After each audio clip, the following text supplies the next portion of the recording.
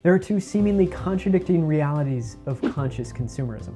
First, no matter how consciously we buy, we are going to shop our way into a more sustainable and equitable world. And second, the ways we do or don't spend our money are incredibly impactful. Maybe this is confusing at first, but it becomes clearer when we explore what conscious consumerism is at an individual and a collective level. Consuming consciously is incredibly important. It's important in ways, though, that we might not first think. Sure, seeking out the sustainable product option might be better for the planet, or most likely less worse. But I don't think we should consume consciously because a bunch of small choices add up to make a big impact. Being more mindful about our purchases, being more mindful about what we consume is about much more than that. How or what we consume is a statement about what we believe and affirm is good. It's about what values we put above all others. It's about which systems and structures of power we support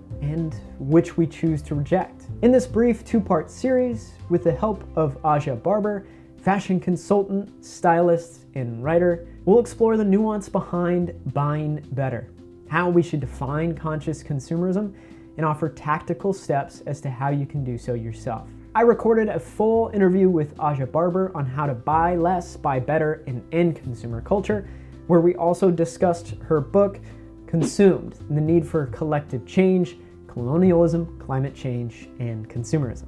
You can find links to that interview in the description below, or go to socialentrpreneurship.fm/233. Here in part one, we'll answer two questions. What is conscious consumerism, and where has our consumer culture come from? In part two, we'll offer tactical steps as to how we can all consume more consciously ourselves. I'm Cory Ames. I'm a writer and founder of Grow Ensemble, an independent media platform exploring the who, what, why, and how of building a better world. Let's talk conscious consumption. Before we even talk about ways to consume more consciously, we need to make sure we're on the same page by sharing a definition of what is conscious consumerism. This is a definition that I've arrived at after over 3 years of research, conducting hundreds of interviews with members of the sustainable business community. I've also assessed countless products for their degree of sustainability for our work with our Buy Ensemble directory. I've even gone so far as to recently publish a 3,500-word manual on what makes a sustainable product. So, on to our definition. What is conscious consumerism? Conscious consumerism is the practice of mindfully and intentionally buying and using products as a statement of values. The opposite of conscious consumption is mindless consumption. Conscious consumption is about the intention behind buying and using. It's about being clear about what you do or don't need to buy or use. It requires taking a pause and making the effort to understand how a product is made, who it was made by, and what might happen to that product at the end of its useful life. And then returning to the question of whether you need to buy or use it at all. Consuming consciously is a daily habit, whether that's deciding to buy another pair of shoes and deciding from who, to whether it's worth it or not to water our lawns during a historic Texas drought, or even having a lawn at all, for example. Those decisions we make impact much more than our own personal footprint. That's certainly a valuable consideration, but what's more valuable, I'd argue, is how our conscious decision-making can influence others. A few years back, researchers found what they called neighbor effects on solar system installs in residential neighborhoods. This means once one neighbor takes the leap in getting their home outfitted with solar panels, other neighbors take note and are more likely to follow suit. Likewise, if you decide to buy the latest Nikes, your neighbors, or your social circle in this case, are more likely to make comparable purchases themselves. So whether or not you think the purchase you're making or the sustainable lifestyle change you're considering is worthwhile, think about how that might influence others around you. Of course, the concept of conscious consumerism isn't perfect. You can't always make the perfect decision. You might not even know. We also can't deny that better options lead to better decisions. If you don't have an electric vehicle, an EV, and you probably don't, only 1% of cars on the road in the US are EVs, then you, like me, might feel you're forced into doing a deal with the devil every time that you pull into a gas station to fill your tank. But it's important to note, while 99% of Americans don't own an EV, recent surveys have shown that near 25% of Americans wish their next car would be an EV. with many more teetering on the edge. Why is there this mismatch in desire versus reality? Well, here's the most cited objections to obtaining an EV as reported by AAA. The higher purchase price, concern that there aren't enough places to charge, concern about running out of charge when driving, unsuitable for long distance travel, high cost of battery repair or replacement, unable to install a charging station where they live.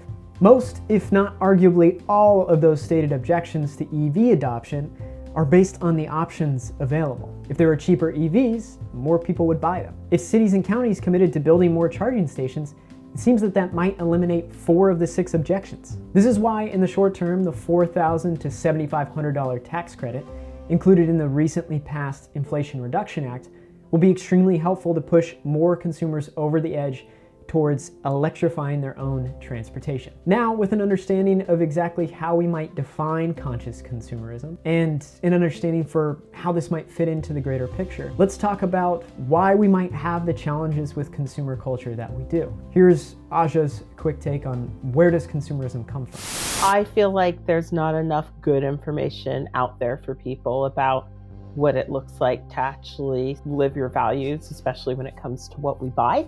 So much of consumerism is really so embedded in our culture, and I think we tend to tie consumerism to our identity because there's so many signs within our society telling us to do that. It's in our media. You know, I talk about films and how like cult classic films, particularly the ones that are geared towards young women, always involve some sort of makeover scene where a character who's treated really poorly by society undertakes a makeover that involves a lot of clothing, maybe a haircut, and then all of a sudden people that were like mean to them aren't mean to them anymore. That's in so many films. When you see an idea that's portrayed so many different ways, you do start to internalize it. This whole idea of like new year, new you, and also this idea of retail therapy. Like, buying things is not therapy.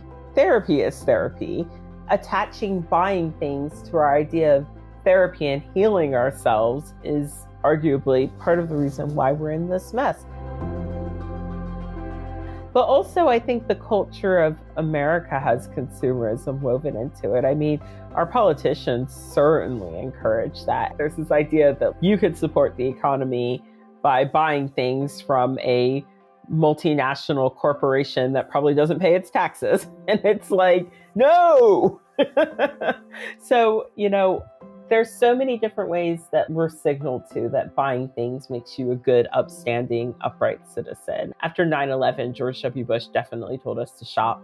We cannot let the terrorists achieve the objective of frightening our nation to the point where we don't conduct business, where people don't shop.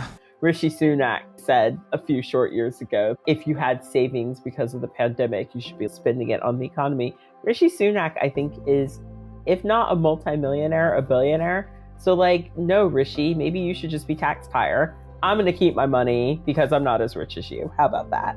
So like, there's all these signals within our society that are just like, spend your money on things you don't need because that'll make you happy.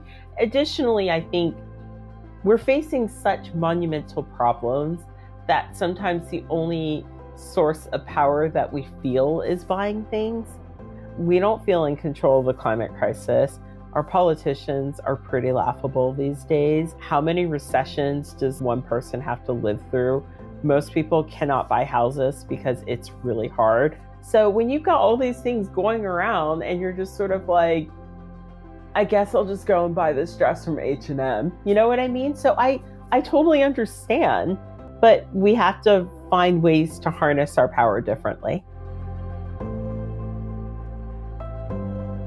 It doesn't have to be scary, but it does look like all of us starting to care. And caring looks like buying less because we're all buying a lot of clothing and it's really unnecessary. Caring looks like supporting better businesses, particularly if you can. Not everyone can, but the average consumer is buying 68 items of clothing a year, which I would argue we're spending quite a lot of money. So maybe we could just do less, but spend a little more and feel good about our purchases. It's a lot of different solutions, and it's acting at your intersection because we know that not every solution works for every person, but there are solutions out there, and it's time for us to get our head in the game. Aja's points are poignant. Conventional status signals, at least here in the US, come with a significant price tag. Home prices have skyrocketed. The costs of education, especially at the most prestigious universities, are unreal. And the best-selling car in the US is an F-150 truck, which on the low end starts at $40,000.